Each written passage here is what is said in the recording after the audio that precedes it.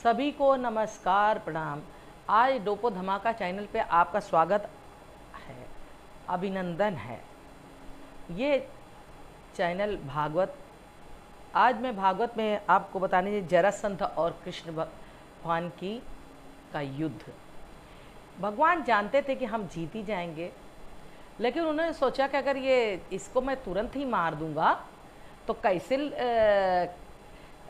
कैसे ये राक्षसों का संहार पूरे होगा। इसलिए कुछ रुक कहते हैं उत्तरार्ध प्रारंभ में ब्रजपति चरित ललाम या 50 अध्याय में जरासंध संग्राम। श्री सुखदेव जी बोले, हे नृपश्रेष्ठ परीक्षित, अब पूर्वार्ध के राजा परीक्षित को ये बता रहे हैं।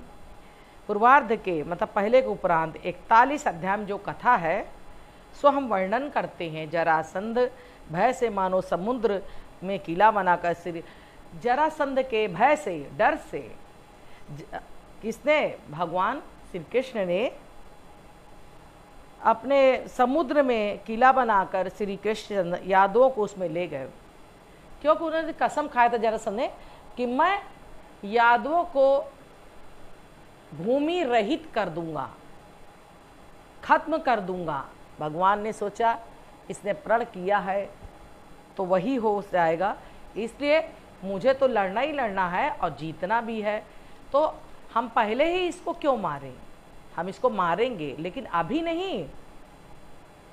अभी तो इसके पास जितने भी राक्षस होंगे सबको बुला भेजेगा और सबको मारूंगा, तब जरासंध को युद्ध में खत्म करेगा। इससे पहले उसने कंस को खत्म किया। कंस को खत्म करने के लिए कंस ने क्या क्या चाल चला, कितने भी राक्षसों को भेजा, क्या जीत पाया? नहीं, क्योंकि विधाता का लिखा हुआ था कि इसका अंत होगा।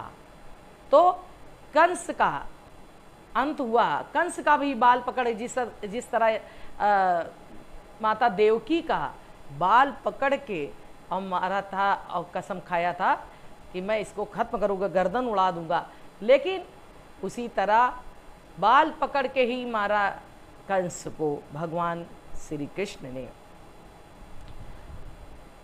इसकी जब मर जाते हैं, कंस खत्म हो जाते हैं, हाँ, पाप का अंत हो गया, तो उनकी पत्नी अस्ति और प्राप्ति, ये दोनों कंस की रानियां अपने पति कंस को मरने से अत्यंत दुखी होकर अपने पिता के घर चली हैं। उनका पिता कौन था?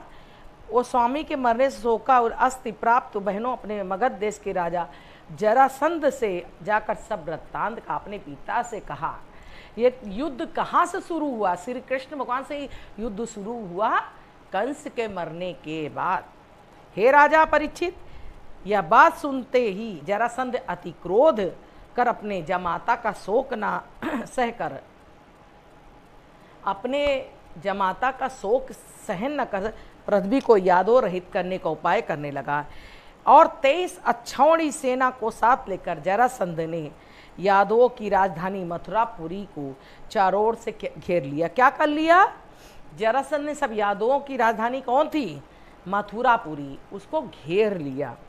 जिस प्रकार अपनी मर्यादा त्याग कर समुद्र उमड़ता आता है, उसी प्रकार जरासंध की सेना भी आती हुई देखकर मथुरापुरी को ग्रस्त जानकर अपने सुहृद यादों को व्याकुल देख दुख के नाशक उपार उतारने वाले श्री कृष्ण उस समय देश काल के योग अपने अवतार का कारण देखकर विचार करने लगे कि यह समस्त सेना को संहार करूंगा, या जरासंध को बांधकर इसकी सब सेना अधीन में करूंगा। भगवान श्री कृष्ण ने कहा कि अगर इसकी सेना को मैं अपने अधीन करूंगा, इसको मार कर खत्म करूंगा, अपना सैन्य सहित जरासंध का प्राण संहार करूंगा। ऐसे 3 प्रकार के मन में संकल्प विकल्प कर प्रथम विचार सैन्य वध का निश्चय किया। क्योंकि पृथ्वी का भार रूप या सेना ही है, इसलिए प्रथम इसका मारना उचित है। और इस समय संपूर्ण राजाओं की सेनाओं को इकट्ठा कर ले आया है, फिर बार बार अवसर नहीं मिलेगा।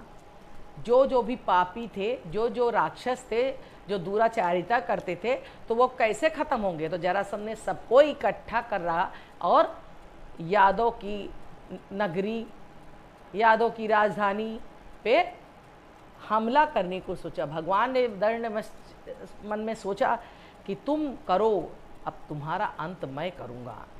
पहले पैदल असहस्ती चतुर्मुंडी अनेक अच्छौड़ी सेना को मारना होगा। जरासंध को मारना योग्य नहीं है। जरासंध को पहले ही मार देंगे तो फिर लड़ाई कहाँ रह जाएगी, फिर कहाँ सब आएंगे, जब सबको खत्म कैसे करेंगे, भूमि का भार कैसे उतरेगा। साधु पुरुषों की रक्षा और दुष्टों का विनाश करने के लिए मैंने अवतार लिया है। भगवान कहते हैं कि दुष्टों का अवतार, दुष्टों को मारने के लिए मैंने अवतार लिया है। जब जब पृथ्वी पे अधर्म बढ़ता है, जब जब पृथ्वी पे धर्म का क्षय होता है, तब भगवान आते हैं और पापियों का अंत कर देते, तभी अधर्म को नष्ट करने के, धर्म की रक्षा के लिए अवतार लेते हैं। इस प्रकार भगवान श्री कृष्ण विचार कर रहे, उसमें सूर्य के समान ध्वजा कवच से सुसज्जित सारथी सहित 2 रथ शीघ्र आकाश में उतरे। आकाश में अदीप शस्त्रों से सुसज्जित रथों को देखकर ऋषिकेश भगवान कृष्णचंद्र जी बलदेव जी से बोले, हे यार, हे श्रेष्ठ, तुम जिनकी रक्षा कर, तो आज उन्हीं यादवों को आकर दुख उपस्थित है। आज यादवों पे दुख की उपस्थित है, इसलिए रथ वीरघाती शस्त्राएं हैं। रथ बैठ कर तथा सब सेना का संहार कर अपने यादवों का कष्ट दूर करो। हे ईश, साधु लोग का कल्याण और संसार में आपका जन्म हुआ है। 23 अच्छौड़ सेना आकर उपस्थित है, इसी पर पृथ्वी पर बोझ है। ये लोग क्या हैं? पृथ्वी पर बोझ हैं। इतनी सेनाएं जितनी है अच्छौड़ी सेना, इसको दूर करो। इस पर दशाहर शोत्पन्न श्री कृष्णचंद्र बलदेव जी से विचार कर कवच पहनकर सुंदर शस्त्रों को लेकर थोड़ी सी सेना के साथ पूर्व बाहर निकल दारुक सारथी के लिए शंख ध्वनि किया। शंख ध्वनि करके बता दिया कि मैं भी हूँ। इसके उपरांत जरासंध की सेना हृदय में भयभीत हो कंपन होने लगे। जब इन्होंने बलदेव जी ने मिलकर सारथी के साथ लेकर और शंखनाद किया, तो जरासंध की सेना क्या कर कंपमान हुई, डरी हुई। अच्छा, बलदेव जी रणभूमि में खड़ा देख जरासंध कहने लगा, हे अधम, तू मुझे साथ युद्ध करने की इतनी लज्जा आती है? क्यों तू बालक है, इससे तेरे संग युद्ध नहीं करूँगा। रे मूर्ख, तू गुप्त रहने वाला अतना छली है, इसलिए तेरे साथ युद्ध करना उचित नहीं है। हे राम, जो तुमने समर्थ हो, धैर्य करके युद्ध कर, मेरे बाणों से कटु हुए देह को त्याग, स्वर्ग को जा, ये संग्राम के बीच में प्राण ले। हे परीक्षित, ऐसा जरासंध के वचन सुनकर श्री कृष्ण बोले, हे जरासंध, सूरवीर व्यर्थ बकवाद न कर सके, पुरुषार्थ को दिखाते तुम्हारी मृत्यु निकट आ गई, इसलिए मैं तुम्हारे वचनों पर अधिक ध्यान नहीं देता हूँ। जैसे पवन बादल धूर ये सूर अग्नि घेर लेते हैं, इसी प्रकार कृष्ण ने बलदेव जी के निकट जाकर जरासंध ने उनकी बलवती सेना ध्वजा घोड़े रथे सहित घेर लिया। जरासंध ने जब गरुण ताल की ध्वजा के चिन्ह वाले कृष्ण ने रथ युद्ध में न दिखे, तब पुरी की नारियां अटारी महल द्वार पर खड़े शोक से व्याकुल हो मोह करने लगी। शत्रु के सेना बादलों से बारंबार बाणों का भयार संकार कर रहे थे। शंखनाद हो रहा था। तर्कस से तीर निकलकर प्रत्यंचा के खींच कर तक्ष वणों समुद्र रहित घोड़े हाथी तलवार मार्ग सुलगती लकड़ियों घुमाने चक्र बंधा, हाथी काट के गिराने लगे। लोहू की नदियां बहने लगी। लहू की भुजा से सर्व सदृश दृष्टि आती, मध्यमों से कच्छप पड़ जाते हैं। नदी में झाड़ झंकार, रुधिर खून, नदियों में शस्त्र पड़े हैं, झाड़ कंकाड़ के साथ नदी भवन पड़ते, इस रुधिर की नदियां ढाले मानो अति भयंकर पड़ रहे हैं। एक दूसरे में खूब संग्राम हो रहा है। जितने भी आ रहे पापी सबको खत्म करते ही जा रहे हैं। भगवान श्री कृष्ण महापराक्रमी बलदेव जी मार मार कर नाश कर दिया। वासुदेव के पुत्र जगत के ईश्वर कृष्ण बलदेव को सेना में नाश करना एक साधारण बात है, कुछ पराक्रम नहीं है। उनके लिए तो साधारण बात ही, कोई पराक्रम नहीं है। अनंत गुणी भगवान श्री कृष्णचंद्र अपनी लीला से ही तीनों लोकों का उत्पादन पैदा करते हैं, पालन करते हैं और संहार करते हैं। श्री कृष्णचंद्र को जरासंध की सेना को मारना कुछ आश्चर्य की बात नहीं है, तो भी मनुष्यों का अनुकरण करने वाले श्री कृष्ण निश्चय में कर्म तुमसे वर्णन करता हूँ। सेना के नष्ट होने पर रथ टूट जाने से प्राण मात्र अवशेष रह गया। तब बलवान जरासंध जैसे सिंह की पकड़ता उस प्रकार बलदेव जी से पकड़ा, बलदेव जी को पकड़ लिया। शत्रुओं को मारने जरासंध को वरुण पास मनुष्य पास से बलदेव जी बांधने लगे। तब श्री कृष्ण ने उसको छुड़ा दिया। कहा जरासंध और कुछ काम लेता है। सूरवीर में मननी जरासंध त्रिलोकी श्री कृष्ण बलदेव ने जिस प्रकार छोड़ दिया, तब तो मन में लज्जित होकर विचार करने लगा, वन में जा तब करना, घर जाकर करूँगा। तब मार्ग में जाते राजाओं ने निवारण किया, धर्म के उपदेश देंगे। भगवान श्री कृष्ण सबका संहार करने के लिए तब 17 बार युद्ध में हारे। काहे हारे? अपने से हारे, क्योंकि उन्होंने सोचा था कि ये संहार करते रहेंगे तो ये जितने सेनाओं को बुलाता रहेगा, जितने राजाओं पापी लोगों को बुलाता रहेगा, मैं भी संहार करता रहूँगा और इसका अंत करूँगा, अभी नहीं।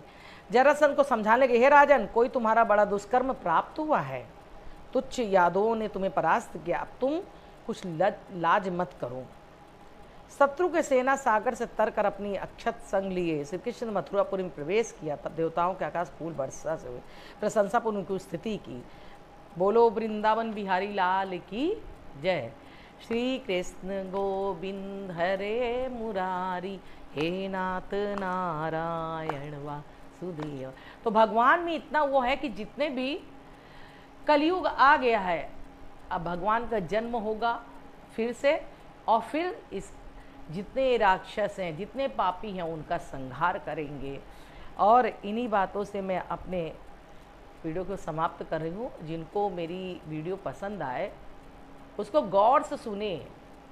बहुत लोग सुनाते भी हैं तो इधर उधर की बात सुनाते हैं, लेकिन सुनाने से नहीं। तो जब तक हम अपनी मन से कुछ नहीं कहते, हम वही जो भागवत में लिखी हुई है वही बात कहते हैं। कहते हैं कि माँ का कर्ज निभाना है। कहते कर बेटा जब माँ का कर्ज निभा दे, जैसे कृष्ण ने देवकी का कर्ज निभाया और कंस को मारा, उसी तरह हर पुत्र को करना चाहिए। अगर वो है तो उसको खान पान भी कराना चाहिए। ये आज के कलयुग में पुत्र अपने क्या करते, माँ बाप को ध्यान नहीं देते। नहीं, आप ध्यान दो और कृष्ण बनो। बोलो वृंदावन बिहारी लाल की जय।